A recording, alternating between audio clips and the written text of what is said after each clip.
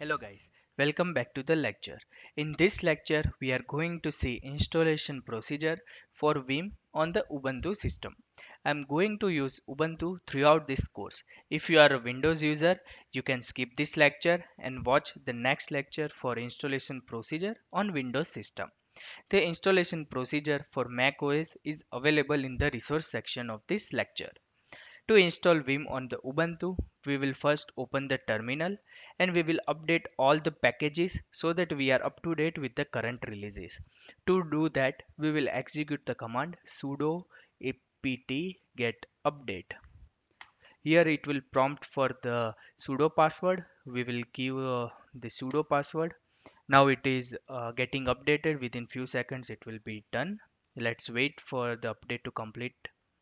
Yeah, now the update is completed.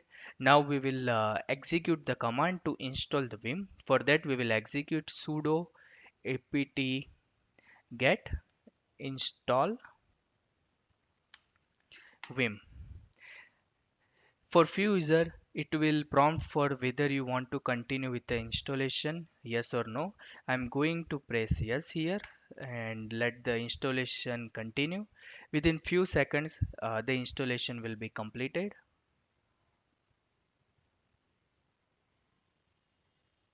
Okay, now the installation is completed.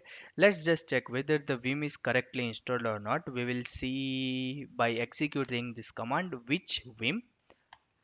So it is showing that a Vim is installed in user bin folder. Just check the version. To check the version, we will execute vim-v command.